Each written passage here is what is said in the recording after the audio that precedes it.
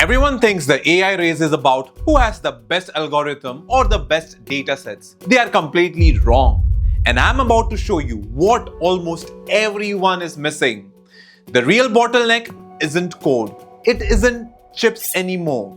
It's something very basic, something hidden in plain sight: electricity. I know that sounds boring, but stick with me for the next minutes because what you're gonna learn will completely flip how you see the AI revolution. And here's what's actually happening right now. India is sitting on one of the biggest opportunity of the decade. Companies like Reliance and Adani are making billion-dollar bets that most people don't even know about. Google and Amazon are literally restarting nuclear reactors. And it all connects to one thing. In the next few minutes, you will see exactly why energy is becoming the most important tech story of this decade. Quick housekeeping. I have made a video on why data centers are booming in India.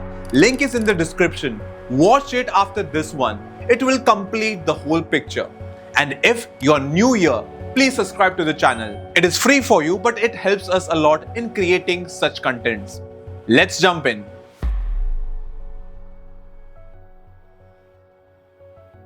Alright, here's where it gets wild. One ChatGPT query uses 10 times more electricity than a normal Google search. Think about that. Every time you ask ChatGPT a question, you are using 10 times the power of a normal search. Now multiply that by millions of users asking questions every single day. But that's just the beginning. Training these models, that's where the real energy drain happens. ChatGPT 4 reportedly used 500 megawatts hours to train. That's enough electricity to power a small village for an entire month for one model. And here's the kicker. We are not stopping at GPT-4. We are building GPT-5, Llama 3, Claude, Gemini Ultra. Each one bigger, smarter, and hungrier for the power than the last one. A YouTuber called Caleb broke down this math. Training a 1 billion parameter model takes 1.5 megawatts per hour. Sounds manageable, right? Wrong. Most modern AI models are crossing 1 trillion parameters now. That's 1,000 times more power. And remember, that's just training. Once the model goes live, starts serving millions of users every second, the energy demand never stops. Data centers are becoming energy black holes. And by 2030, this is the stat that should wake everyone up. AI could consume 10% of the world's total electricity supply. Not just renewable energy, not extra capacity sitting around. 10% of the everything we produce. So, when I say energy is the bottleneck, I'm not exaggerating. This is the constraint that will decide who wins the AI race.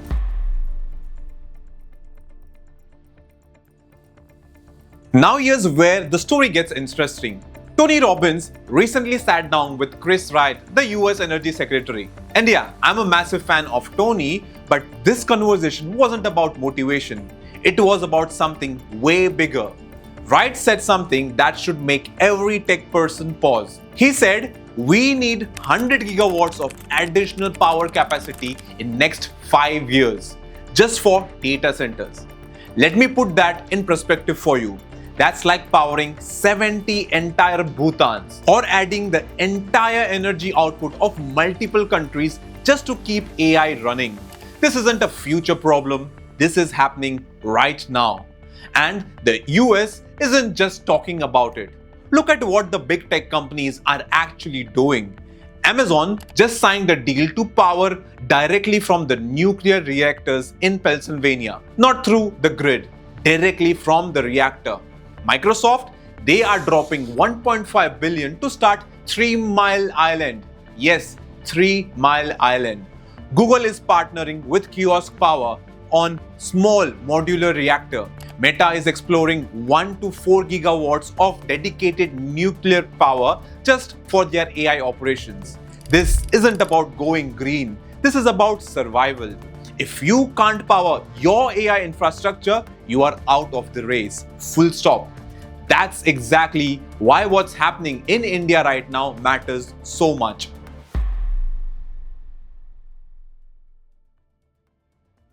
So here's the part most people are completely missing. While everyone's watching Silicon Valley, two Indian companies are making moves that could reshape the entire global AI landscape: Adani and Reliance. Let me show you what they are actually building. Starting with Adani, they announced a $5 billion partnership with Google to build AI campus in Vizag. Massive news, right? But here's what most people didn't catch. That facility needs 1 gigawatt of power, and Adani isn't waiting for the government grid to figure that out. They are building dedicated renewable generation and transmission line just for that one campus. But it doesn't stop there. Their data center called Adani Connects is planning for 10 gigawatts of total capacity. To give you a context, that's enough to power 4 cities the size of Mumbai. And they are not just doing solar, they are going all in green hydro energy, battery storage, and now nuclear. The Indian government just opened 440 billion rupees in private investment opportunities for civil nuclear energy. Adani is positioning to grab one piece of that. Now, Reliance. This is where it gets absolutely insane.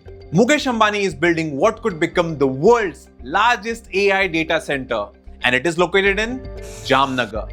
Power requirement is about 3 gigawatts. To fuel that, he's constructing a 100 gigawatt solar complex right next to it. Let me say that again, 100 gigawatts. That's enough electricity to power 75 million homes. This isn't just about running a few servers. Ambani is building an entire backbone that makes AI possible. He's not renting power, he's owning the supply. And he said it loud as well in 2024 AGM. AI everywhere for everyone, powered by India's sun. That's not marketing, that is declaration.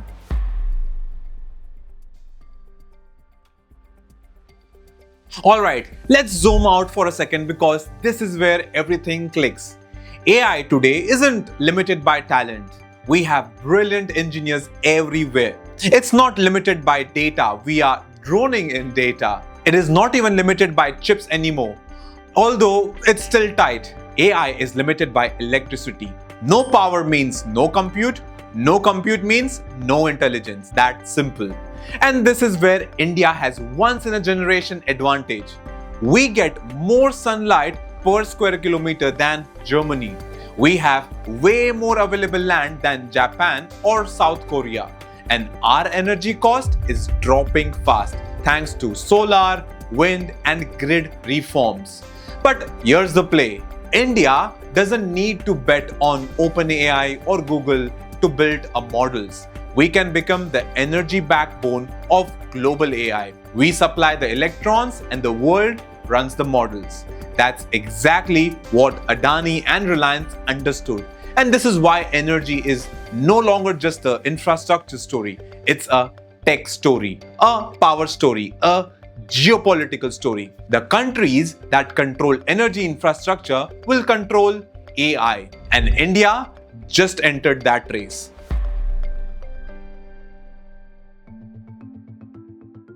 So let's bring this home.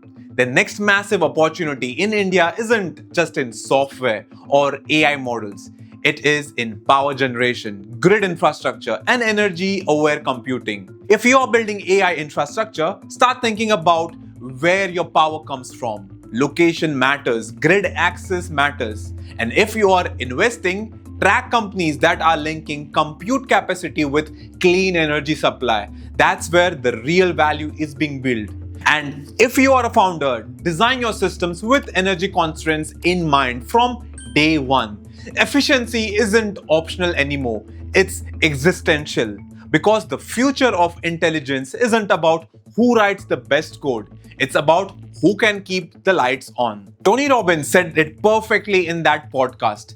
Imagine a world where we have all the intelligence we need, but not enough electricity to run it. Let's not end up over there. India can leapfrog the world on this, but only if we move now. If this changed you, how you think about AI, hit that like and subscribe to this channel. And share it with someone who still thinks AI is only about chips or codes. I have also linked Tony Robbins' podcast in the link below and few other resources in the description if you want to go deeper. This is Deepak. Thanks for watching and I will see you in the next one. Bye bye.